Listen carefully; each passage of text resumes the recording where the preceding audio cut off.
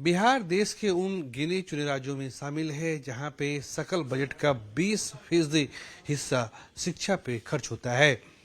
बिहार में शिक्षा का बजट लगभग 70,000 करोड़ रुपए के आसपास है और उसमें भी एक बड़ी राशि उच्च शिक्षा विभाग को आवंटित की जाती है। इस वक्त हमारे साथ उच्च शिक्षा विभाग के निदेशक प्रोफेसर डॉक्टर एन.के. अग्रवाल हैं। सीधे उनसे मुखातिब होते हैं। सर, सबसे पहले सवाल ये है कि एक महत्वपूर्ण बैठक 29 तारीख को होने जा रही है। हमारे दर्शक आपके माध्यम से ये जानना चाहते हैं कि ये बैठक क्या है और इसमें किन स्वरूपों पर चर्चा होगी। देखिए, बिहार शिक्षा के मामले में बहुत उन्नत रहा है। प्राचीन काल से यहाँ तक शिला, नालंदा जैसे विश्वविद्यालय स्थापित थे जहाँ विश्व भर के छात्र यहाँ पढ़ने आते थे और इसकी बहुत गौरवशाली परंपरा रही है।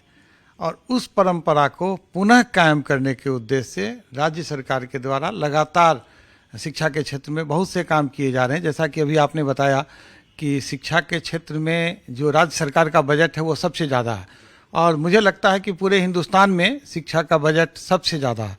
और उस बजट के में भी एक बहुत बड़ा पार्ट उस आबादी के लिए है जिस आबादी तक शिक्षा की पहुंच अभी तक नहीं गई है।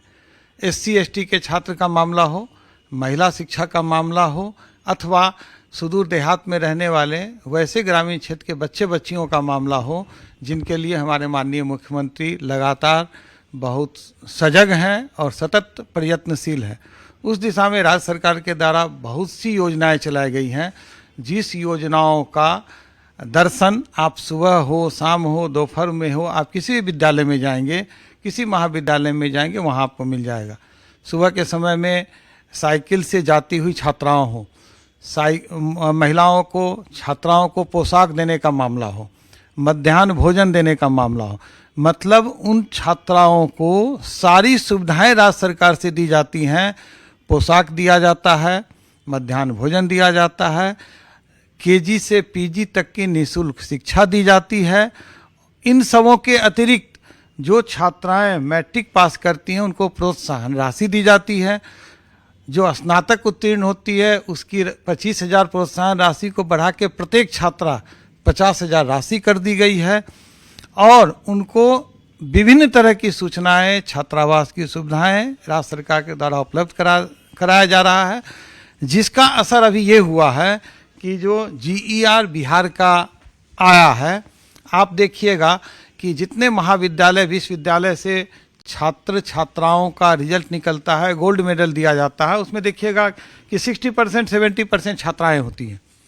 तो ये माननीय मुख्यमंत्री जी का ये विजन है और मैं मानता हूँ कि उज्जवल भविष्य किसी भी राष्ट्र का, किसी भी राज्य का शिक्षा पर निर्भर है। तो उन्नत शिक्षा, उज्जवल भविष्य, ये हमारे माननीय मुख्यमंत्री का साथ निश्चय में कहना है और उसी के अनुसार राज्य सरकार लगातार इस दिशा में काम कर रही है। सर, 29 तारीख को जो बैठक है उसमें किन विषयों में चर्चा होगी? उसमें कई हैं। मुख्यमंत्री जी का 7 निश्चय पार्ट 3 आया है। 7 निश्चय पार्ट 3 में चौथे पैरामीटर में शिक्षा की चर्चा है।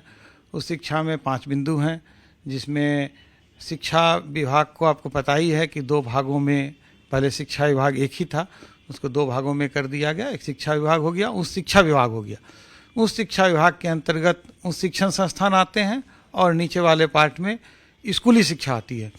स्कूली शिक्षा के अंतर्गत कई कार्यक्रम हैं, उस शिक्षा के अंतर्गत कार्यक्रम है।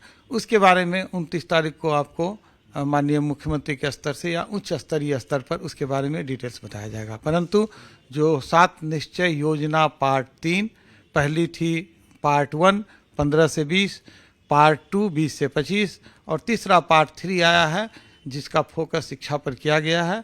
उसमें उन्नत शिक्षा, उज्जवल भविष्य की चर्चा की गई है। उसके आधार पर कई पैरामीटर्स हैं, उन पैरामीटर्स को मीट करने के लिए राज्य सरकार के स्तर पर कार्रवाई की जा रही है, जिसके बारे में विस्तृत चर्चा 29 तारीख को होगी। तो ये हमारे साथ उच्च शिक्षा विभाग के director professor doctor N K. Agarwal थे। अब नया साल आने को है, 2026 का आगमन होने वाला है, इसलिए जो बिहार के छात्र हैं, बिहार के छात्रा हैं, उनके लिए ये नया साल उम्मीदों भरा और आत्मविश्वास भरा हो सकता है, क्योंकि 7 निश्चय पार्ट 3 की भी घोषणा की गई है और इसमें बिहार के छात्रों के लिए बहुत कुछ है। कैमरा पर्सन राकेश रोशन के साथ प्रीतम कुमार, कशिश न्यूज, पटना।